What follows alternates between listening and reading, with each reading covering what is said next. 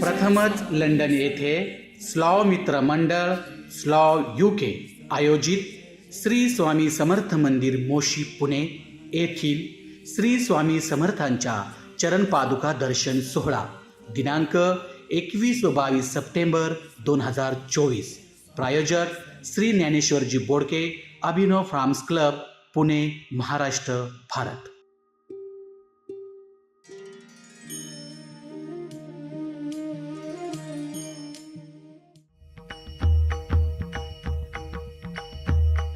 श्री स्वामी समर्थ मठाची स्थापना सन 2007 साली स्वामींच्या कृपा आशीर्वादाने व सद्गुरू काका माऊली यांच्या प्रेरणेतून भक्तांच्या उपस्थितीत मोशी येथे पार पडली. समाजातील अनेक स्तरातील नैराश्यग्रस्त अवस्थेतील नकारात्मक विचारधारा झालेल्या व्यक्तींना ज्ञान, भक्ती, कर्मयोग, योग साधना व वैचारिक प्रबोधनाच्या माध्यमातून सकारात्मक ऊर्जेला परावर्तित करण्याचे काम गेल्या 20 वर्षांपासून काका माऊली गादीच्या माध्यमातून अखंडपणे करत आहेत. श्री स्वामी समर्थ मठाच्या माध्यमातून धार्मिक, सांस्कृतिक विचारधारा जोपासणारे कार्यक्रम जसे अन्नदान, भंडारा सोहळा, धार्मिक परिक्रमा, माता पिता पूजन, कन्यापूजन व भोजन, राज्यस्तरीय जीवन गौरव पुरस्कार, अनाथ गरजू विद्यार्थ्यांना शैक्षणिक कार्यात मदत, नैसर्गिक आपत्तीग्रस्तांना मदत कार्य, वसुंधरा उत्सवाच्या माध्यमातून वृक्षारोपण आणि विद्यार्थ्यांसाठी बालसंस्कार शिबिर, योग साधना शिबिर, आरोग्य शिबिर, मनशक्ती विकासाचे उपक्रम, मार्गदर्शनपर व्याख्यान यांचे नित्यपणे आयोजन केले जाते. तसेच गेल्या 13 वर्षांपासून स्वामी भक्तांच्या उपस्थितीत मोशी ते अक्कलकोट पायीवारी दिंडी सोहळ्याचे अखंडपणे आयोजन केले जाते.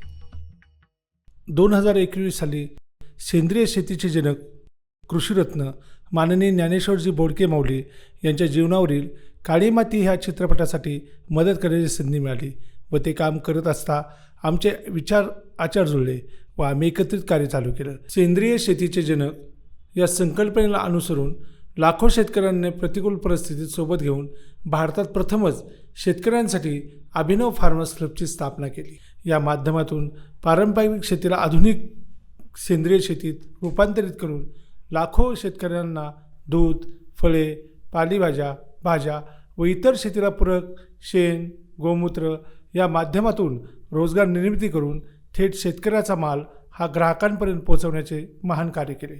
या माध्यमातून शेतकरी वर्ग सबळ झाला. विषमुक्त आहाराची संकल्पनासुद्धा यशस्वीरित्या राबवली गेली.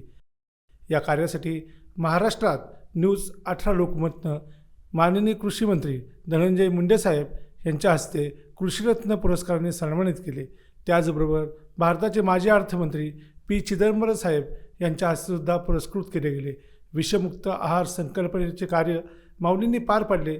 विषमुक्त बियाणांची रुजवात करून त्यातून विषमुक्त अन्न तयार केले. जशी आई आपल्या शरीरातील रक्तापासून दूध निर्माण करते, तसेच माऊलींनीसुद्धा काळ्या आईच्या पोटातून सेंद्रिय अन्न तयार करून विषमुक्त आहारातून दूध देण्याचे कार्य केले. आजकालच्या कलियुगामध्ये लोक आई ह्या शब्दाचा अर्थच विसरलेत.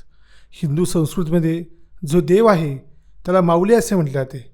जसे संत ज्ञानेश्वर, संत तुकाराम, विठ्ठल भगवान हे सगळे माऊली आहेत, तसे आपल्या ज्ञानेश्वर बोडकेंनासुद्धा माऊली म्हटले जाते. मी एका सेमिनारमध्ये व्याख्यान देत होतो. तेथे काही हितचिंतकांनी मला प्रश्न विचारला की आम्हाला सर्व समजून सांगता, पण गॉड ह्या शब्दाचा अर्थ काय? तेव्हा सुचलं की यांना वैज्ञानिक भाषेत उत्तर द्यायला पाहिजे, पण ते आध्यात्मिकतेला रिलेटेड पाहिजे.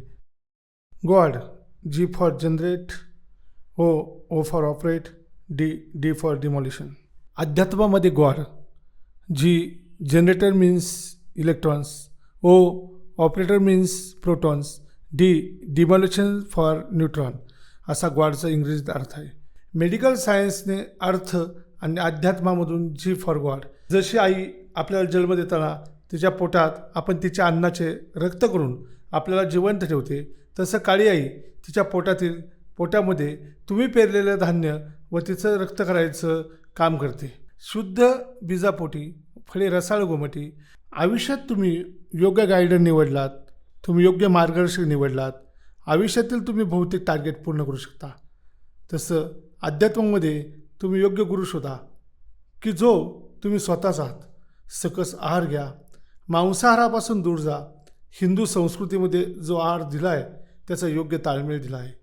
पहिली आपली जन्मदाता माऊली, त्यानंतर गोमाता आपली माऊली, तिसरी धरणी माता माऊली व आई आपल्या शरीरातील रक्ताचे दूध करून आपल्याला जिवंत ठेवते. गोमाता पण तिच्या रक्ताचं दूध करून आपल्याला जिवंत ठेवते. तिसरी माता म्हणजे आपली धरणी माता, ती अन्नधान्यातून रक्त निर्माण करून आपल्याला जिवंत ठेवते. आपल्या हिंदू धर्मात माऊली उपाधी कधी दिली जाते? ज्यावेळी ती व्यक्ती आई सदृश्य कार्य करते. स्त्री अथवा पुरुष असा लिंगभेद नसतो, ती माऊलीच असते. साहेबराव मेंगडे साहेब अभ्युदय बायोटेक फार्मसी कंपनीचे डायरेक्टर आहेत. ते आयुष मंत्रालयाचे टेक्निकल सल्लागारसुद्धा आहेत. त्यांनी त्यांच्या स्वज्ञानातून, स्वतःच्या मेहनतीतून अमृत बूस्टर नावाचे औषध तयार केले. भारताचे माननीय आदरणीय पंतप्रधान नरेंद्रजी मोदी साहेब यांच्या उपस्थितीत त्याचे अनावरण झाले. ज्या पुण्यभूमीत संत ज्ञानेश्वर महाराज, संत तुकाराम महाराज, आमचे दैवत छत्रपती शिवाजी महाराज या सर्वांचे जन्मस्थान व कर्मस्थान ही पुणे जिल्हाच आहे. आम्हास अभिमान आहे की आम्ही या पुणे जिल्ह्यातच जन्माला आलो. आम्हाला कोणतेही नावलौकिक व अर्थजन करायचे नाही. संतांनी जी क्रांती घडवली यातूनच हिंदू समाज एकवटला गेला. सबंध पृथ्वीतील जीव, जंतू, वृक्षवल्ली, मानवजात ह्यांच्या वतीने आम्ही आज या कार्यक्रमाला शुभेच्छा देतो. आपण जे बोलतो तेच आपणास कळते. मराठी बोललो तर मराठी कळते, इंग्लिश बोललो तर इंग्लिश कळते. भाषेतील सूर सातच आहेत पण शब्द वेगवेगळे आहेत. मग एक शब्द आकलन करण्याची ताकद जेव्हा येते त्यावेळीच तुम्हाला खरे आध्यात्मिक ज्ञान प्राप्त होते. माझे जगातील एकमेव शिष्य राहुलजी कराळे हे तन, मन, धन ओतून येथे उपस्थित असून पूर्ण वेळ या कार्यात त्यांनी स्वतःला वाहून दिले आहे. लंडन UK येथील स्लाव मित्रमंडळ स्लाव या रजिस्टर्ड चॅरिटेबल ट्रस्टचे फाउंडर अध्यक्ष माननीय मंदार साहेब व सर्व पदाधिकारी ते सागर खिंडाळे साहेब यांचे सुद्धा मनपूर्वक आभार मानतो. सर्व पदाधिकारी यांच्या माध्यमातून व प्रयत्नातून आज जे आम्हाला तुम्ही या महान कार्याला स्वामी समर्थ महाराजांच्या चरणपादुका दर्शन सोहळ्याला आमंत्रित केले, त्याचबरोबर सेंद्रिय शेतीतील विषमुक्त आहार, त्यातूनच विषमुक्त शरीर व विषमुक्त मन व त्यातूनच निर्माण होणारे विषमुक्त अध्यात्म या सर्व कार्याला एकत्रित करण्यासाठी तुम्ही बोलवलं, त्याबद्दल अध्यक्ष व पदाधिकारी स्लाव मित्रमंडळ यांचे शतश आभार.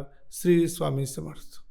श्री स्वामी समर्थ. जय जय स्वामी समर्थ. श्री स्वामी समर्थ. जय